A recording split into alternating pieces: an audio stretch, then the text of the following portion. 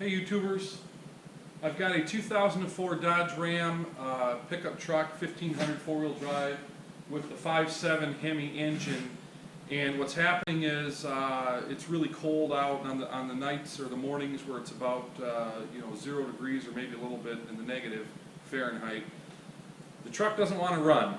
It runs like crap, and there's a little lightning bolt indicator on the dash that lights up, and I've diagnosed this, and I just want to show you a real easy way to take care of this problem if you have a similar vehicle with a similar situation. Okay, looking inside the truck, you can see that the bottom one there, that little lightning bolt. That's the light that I was talking about.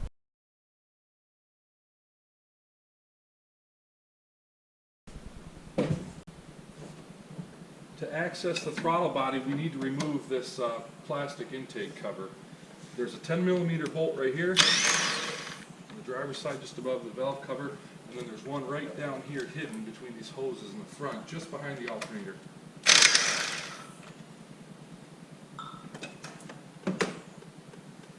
And you can pull the hose clamp off for the air box, for the filter housing.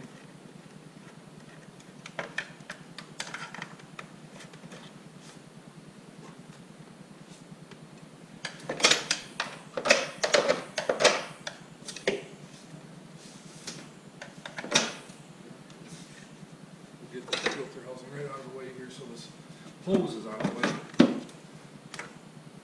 Disconnect the PVC.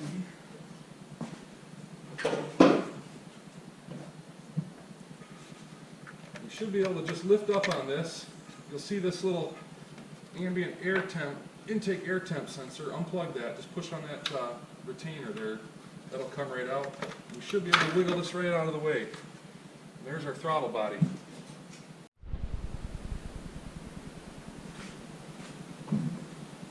Okay, so to remove the throttle body, we're going to pull this rubber O-ring off first to get that out of the way. Here's the electrical connector right here. This little section right here is the retainer clip that holds that in. We're going to take a flat blade screwdriver and very carefully just twist it until you hear it click and that little retainer pops back, and then pull this off of there. If that doesn't work, you can take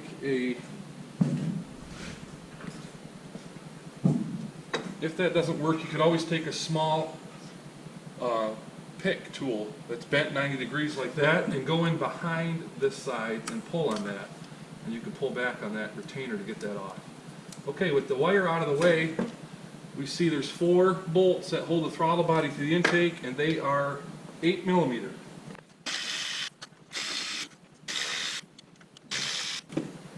Okay, with those 4 bolts out, you can pull this thing right out of there. It's just an O-ring seal that seals on the back side. Whew, that is one dirty throttle body.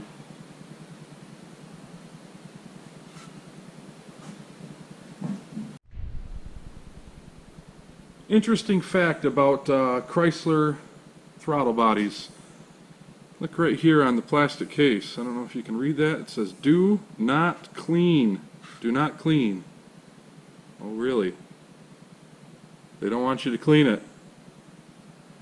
They say that it'll damage it, but I beg to differ. I've cleaned several of them and had success with it. But yeah, right there. Do not clean. Interesting.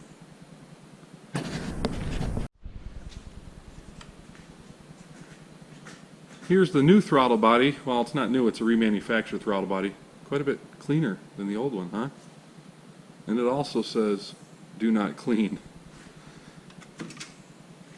Here's an interesting note. This came with the throttle body, and it says on the top line there, "Idle speed relearn must be performed. Please refer to Vehicle Service Manual for latest procedure." Basically what that means is the truck might take a couple minutes to figure out where it's supposed to idle at.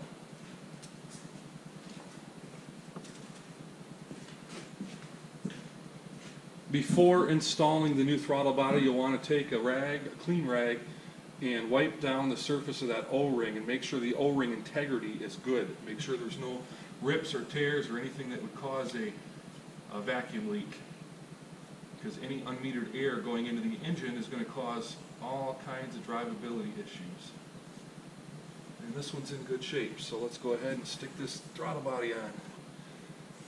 You'll see there's a little dowel hole right here, and there's a plastic dowel pin on the intake that allows you to clock it, so you cannot install this wrong. Actually, there's two.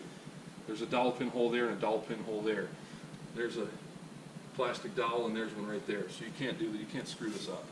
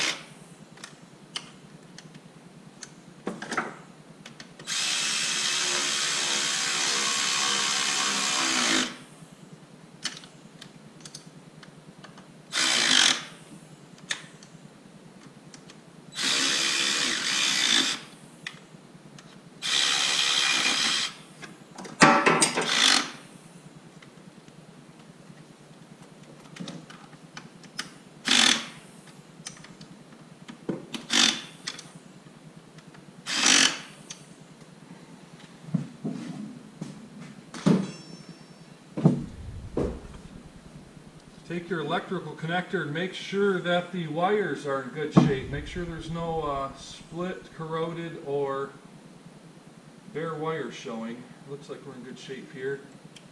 Plug that in until it clicks. Make sure it's on there good, won't come off.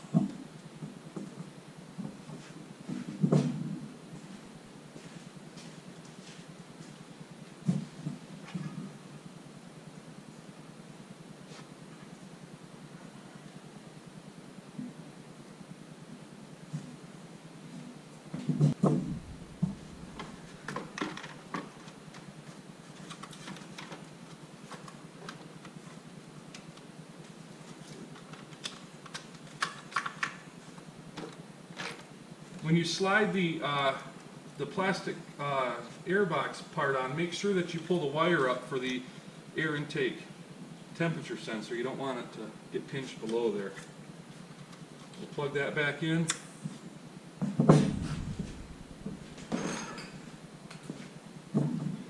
Now we'll tighten down the two retaining bolts.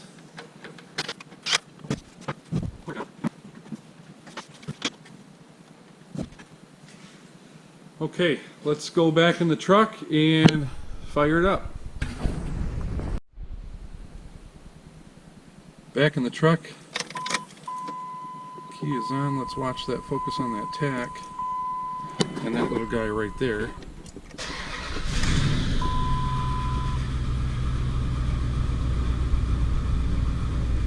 Actually, idle's great. Didn't have to relearn anything, and you'll notice that light is no longer illuminated. That's just the door ajar light. The little lightning bolt light is now off, which is good news.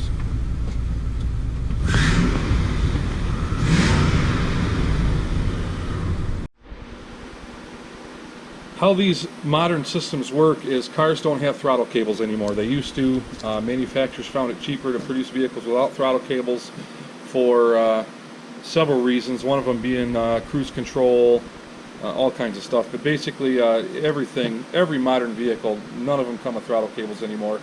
This is called a drive-by-wire or fly-by-wire system, and basically how it works is there is two potentiometers in the gas pedal assembly which measure and monitor the amount of throttle. You know, if you push the throttle pedal down halfway, it sends a signal to the PCM. The PCM tells this thing to move. There's a little electric motor right here to open that butterfly halfway.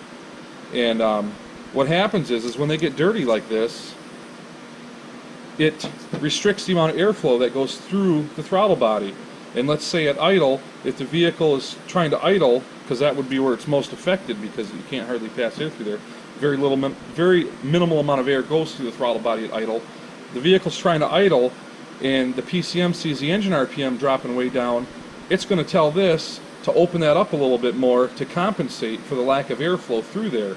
And what happens is it sets a correlation code, and it goes into limp mode. The vehicle doesn't run for crap. I mean, it'll still drive to get you off the road, but you can't drive it to work that way.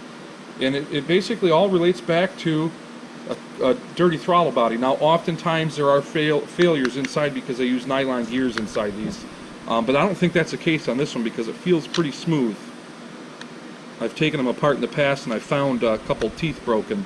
More than likely, I hate to say it, but it's probably that throttle body being so gummed up like that. And the issue is, right there, do not clean. They don't want you to clean them. They want you to replace them. I hate them. I don't know why they got away with throttle cables for, I don't know what, 100 years. Throttle cables worked, and now we have to have what they call drive-by-wire or fly-by-wire, and it's nothing but problems. It's just another thing. In my opinion, it's another way for them to sell us parts and sell us service. So, there you have it.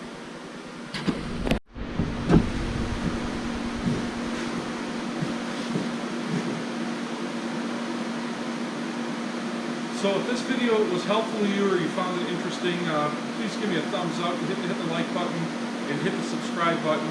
Check out my other videos. I appreciate the support. Thank you for watching.